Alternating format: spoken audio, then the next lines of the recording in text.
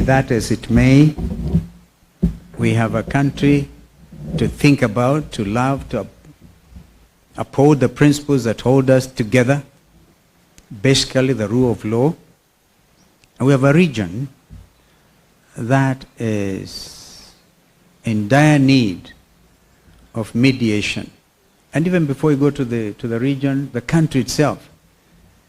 I happen to be a mediator myself, and I went through a mediation course. And I'm sure that may not have been captured. But people remember that when we were given some jobs to do by two presidents, President Daniel Arap Moi at that time as a young foreign minister. And if you allow me to mention Evelyn, you just mentioned to me that your grandmother is a famous Elizabeth Bagaya, who served as foreign minister in Uganda. And now she's doing regional work, literally.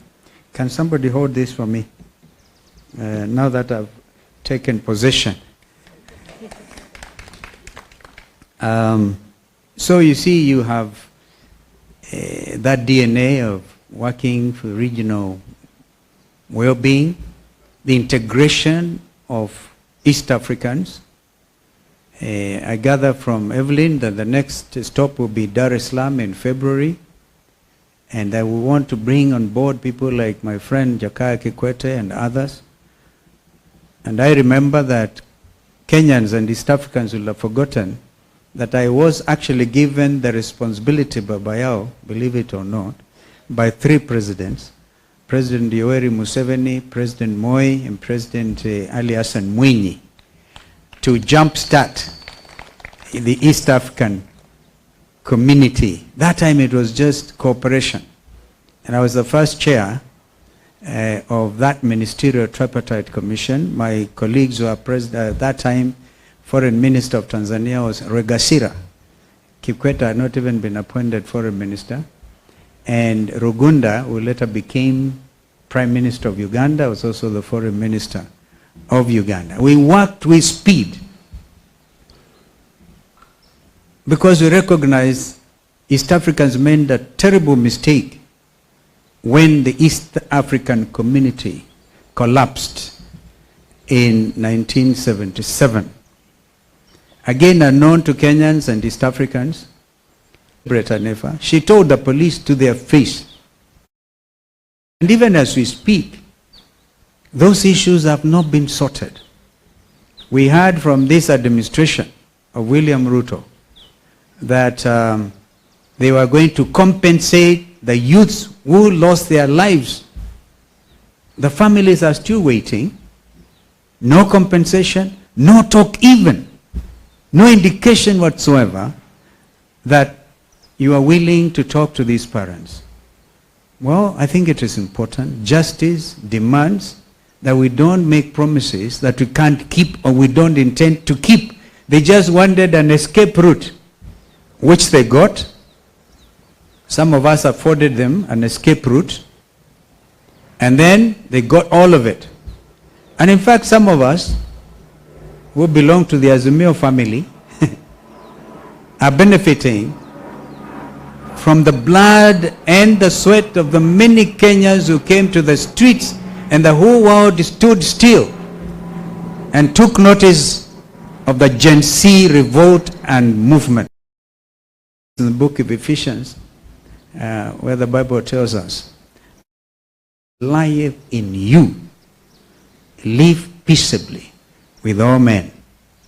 Leaders, we will be there looking for votes and calling each other names.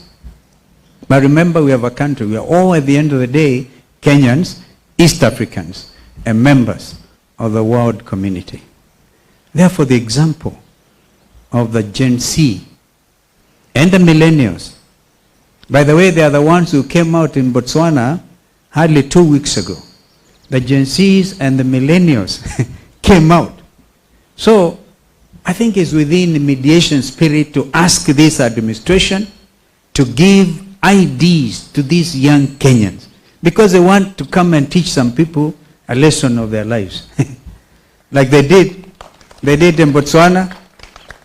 where the ruling party that time, President who did one term, and if you look at what happened in Botswana, you can almost see exactly what has happened in Kenya. The president who was driven out by the Gen Zs and the millennials was torturing his predecessor Ian Khan, I think that's the name. Yeah. And in fact, that president escaped. Former president went to South Africa on exile. And then you preach hatred. Again, remember the biblical principle. You kill by the sword, you die by the sword. So there's so much. When God gives us bread, let us live peaceably with each other. Don't punish your opponents. You know now, there are business people in this country who cannot dare to be identified with the opposition because they know the KRA people will be on their case tomorrow. Yani watu wanaishi kwa woga. So we must say no to fear. In a democracy, you cannot have that principle of fear and call yourself a democratic state. Therefore, the Gen Z said, whether we die, they were almost like Paul, who wrote and said, for me to live is Christ, and to die is gain. They said to die is gain. So we have to redeem this land. So that blood cannot have been shed in vain. In 2023, at these grounds, after the demonstrations, the churches in Nairobi could not even allow us to hold some requiem mass for the almost 70 young people who died. So we had to put a tent here. You may remember media colleagues that we were putting wreaths here. Former President Uhuru was here, Raila was here, I was here, and other leaders. We couldn't even be allowed to bury those young people decently. And we ferried them to Siaya, to Makueni. We ferried them. And then a repeat of 2024, this time led by the Gen Zs. So there's time now, there's need for us to talk mediation and ability to live together as Kenyans. Though we will disagree, as indeed we ought to in a democracy, but let us remember that what is it that is the nexus holding us together? Our Constitution 2010, bequeathed to us by President Kibaki. At least hold that. Let's hold to that constitutionalism, that sense of constitutionalism and the rule of law. And when we say tumeumizana, people should be to say sorry literally and do something about it. We will on Friday here be addressing a very critical issue because our research team is on it. So media, don't be tired. We want to talk about this vaccination of 22 million cows. Mutashangaa kabisa the reason behind it. People using climate change debate say our cows produce methane gas, which is okay. Our cows, right? And because of the clever Kenyans actually do biogas. They cook with it. Now they want to vaccinate our cows in order to stop producing. Yeah, can you imagine?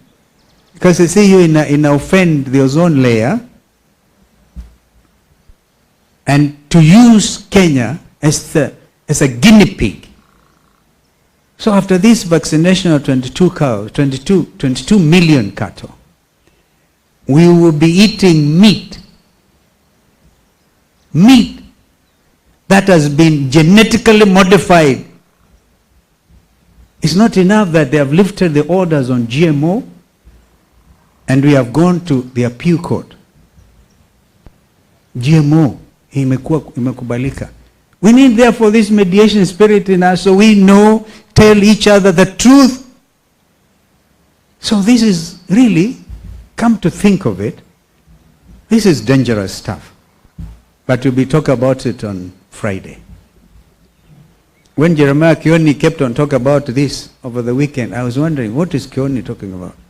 Until the reality has hit me. So, we will say a polite and firm no to some of these machinations. And we'll ask our people. By saying no, we are not saying you don't belong to Kenya or you want to immigrate. No, this is the only land. This is our land. Yeah. In the book of Isaiah, Kenyans have tried to identify where Kenya is. The land beyond the rivers of Ethiopia. So this land is important. Kwa hivyo mimi nawashukuru sana. I don't know whether it will be in order for me to ask one or two of my colleagues. Yeah, Paloma.